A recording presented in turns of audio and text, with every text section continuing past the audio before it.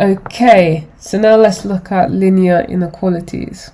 So a linear inequality is similar to a linear equation, but instead of an equal sign, we use inequality symbols. So greater than is this sign, less than is that sign, greater than or equal to, yeah, and less than or equal to is, whenever you have the equal to, you always put that line underneath. Okay, one way to remember it that people tend to use to remember it is the crocodile sign, but one way that I use myself, which I find is quite helpful, is that I sort of see the less than sign sort of looks like a slanted L, so essentially that's like less than, and once you know one, you'll know the other. Just a sort of nice way to remember it. However, there is one important rule you need to know.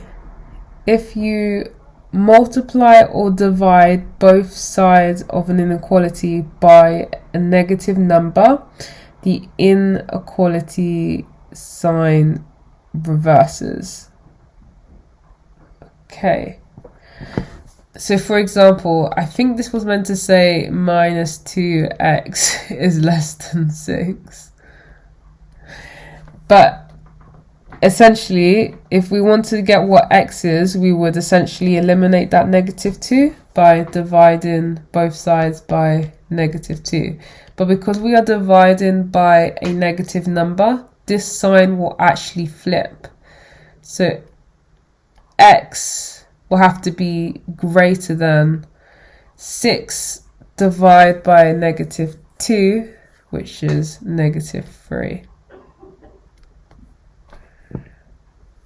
So whenever you divide or multiply by a negative number, the signs flip. Okay, now we've got some questions to do. So let's look at this one here. So 3x plus 5 is greater than 2x plus 9. Think of this as a sort of normal equation. So treat the inequalities as an equation, as an equal sign. So essentially we are still solving for what x is. So what we can do here is put the x's to one side, let's say to the left hand side to make it a little bit easier for us. And then all the rest of the numbers to the right hand side.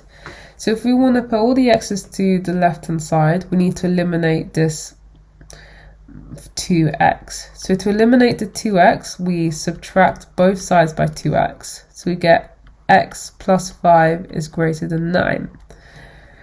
And then to eliminate that 5, we subtract 5 on both sides. So x has to be greater than 9 subtract 5, which is 4. That is it. Okay, this one here. So 4 minus 2y is less than or equal to 3y plus 8. Good. So again, what we can do here to make our lives a little bit easier, we can essentially put all the y's to the right hand side and the rest of the numbers to the left. So if we want to eliminate this 8 on the right hand side, we subtract both sides by 8. So 4 subtract 8, which is negative 4, negative 2y is less than 3y. And then what we need to do to put the y's to the right hand side, add 2y. So we get negative 4 is less than or equal to 5y.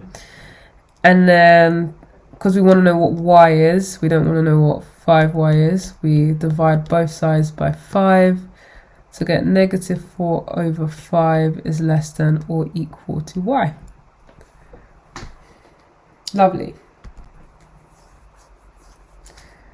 Okay, this one here.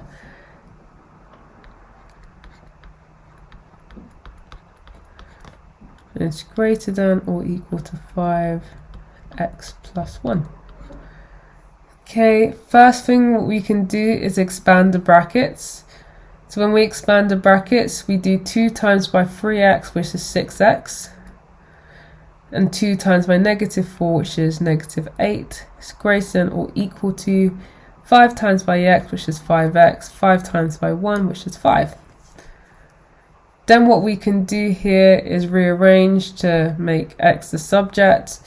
So what we can do is eliminate that 5x by subtracting 5x from both sides, so that we can put all the x's to the left hand side and the rest of the numbers to the right hand side.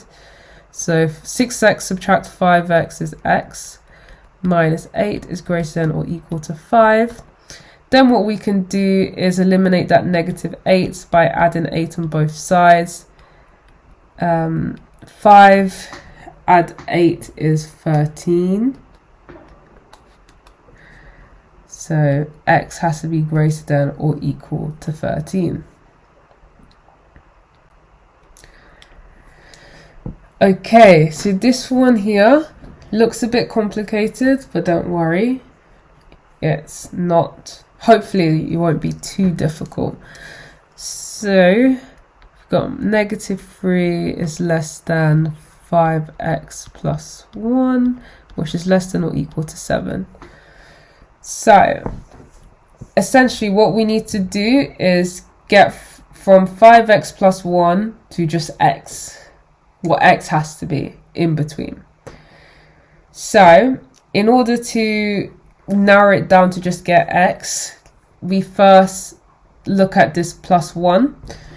In order to eliminate that plus 1, to get rid of it, we subtract 1 on both sides. So we subtract 1 on that, on the 7, and we subtract 1 here.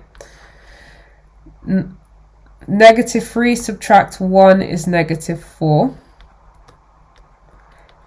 And 7 subtract 1 is 6. Okay.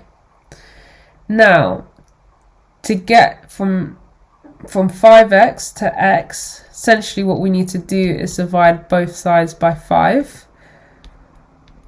So this side will be 6 over 5, and this side will be negative 4 over 5. And that is it.